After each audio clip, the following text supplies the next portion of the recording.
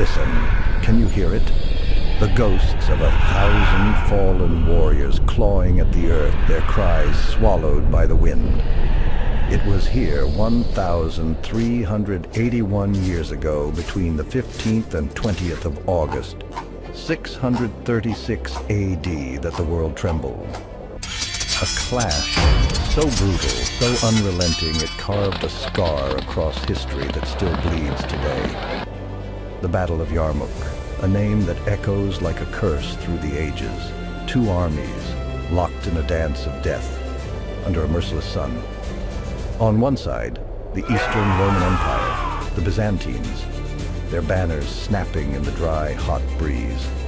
40,000 souls strong, a wall of iron and pride. On the other, the warriors of a newborn faith, the Muslims. 25,000, fierce and unyielding, driven by a fire that burned hotter than the desert itself. For 6 days they tore at each other, blood soaking the parched ground, the air thick with dust and the stench of ruin. The temperature soared past 100 degrees, the wind whipped sand into their eyes, and the sky glared down, unblinking, as if daring them to survive. This was no ordinary fight. This was a reckoning. And by the end, the fate of empires would hang in the balance. Stay with me, because what unfolds next will chill your bones and grip your soul. Picture this: a land exhausted by decades of war, its people weary, its rulers blind.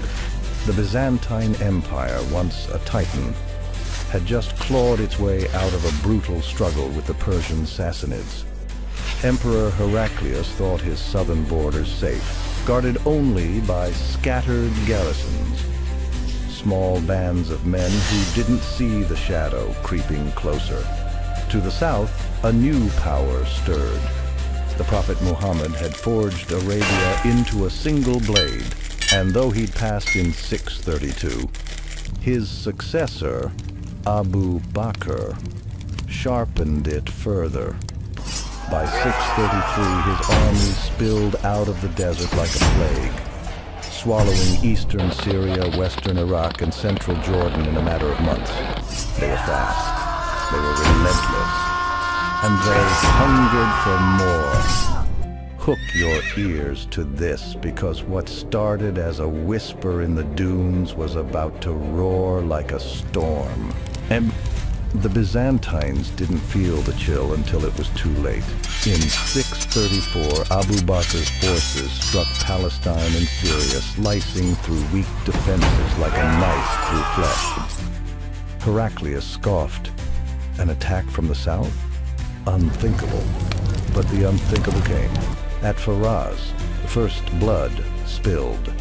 Then Gaza's garrison crumbled in February. The emperor stirred, sending a larger force to Caesarea Maritima, but it wasn't enough. Enter Khalid ibn al-Walid, a name that would soon haunt Byzantine dreams. This Muslim commander, a phantom of the battlefield, swept in from the east, crushing Ghassanid allies and Byzantine troops alike in June and July.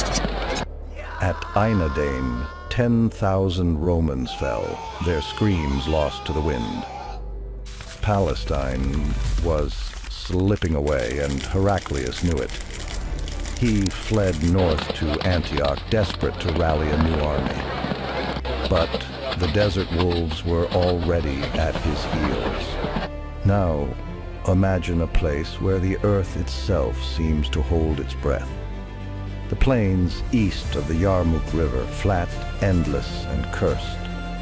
By mid-636, the Muslims had taken Damascus, a jewel snatched through betrayal or blood, depending on the tale you believe. Heraclius, enraged, summoned 5 armies, a force he boasted could crush this upstart invasion. He even struck a pact with the Persian Shah Yazdegerd III for a 2-front assault. But the Persians faltered, and Heraclius pressed on alone. His commander, Vahan, an Armenian general with eyes like steel, led 40,000 men. Ghassanid cavalry scouting ahead, Armenian infantry anchoring the center, Greek and mercenary foot soldiers fanning out like wings. Behind them, cataphracts, heavy cavalry clad in iron, waited to smash anything in their path. Across the field, the Muslims stood defiant, 25,000 strong. Abu Ubaidah held command, but it was Khalid ibn al-Walid's genius that shaped their fate. His troops wore lighter armor, their movements swift as vipers. 4 infantry groups stood ready, backed by 3 cavalry squadrons and a hidden reserve, a trap coiled and waiting. The air shimmered with heat. The wind howled like a banshee, and the river nearby seemed to murmur secrets of the slaughter to come. For 3 months they stared each other down, probing, testing. Negotiations flickered and died. Then, on August 15th, the silence shattered. Hang on tight, because what happened next wasn't just a battle.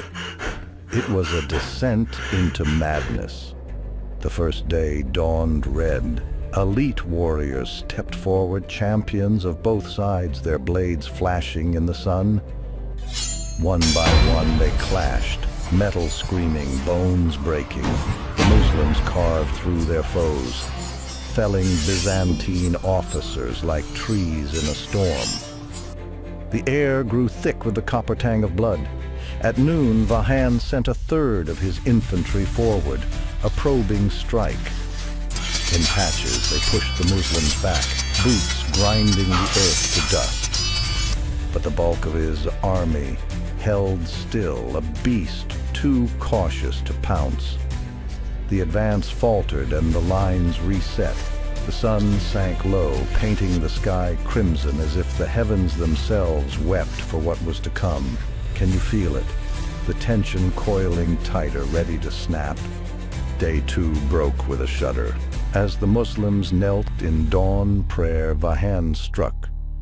His plan was cunning: pin their center, overwhelm their flanks. His left wing surged, driving the Arabs back to their camp in a tide of steel.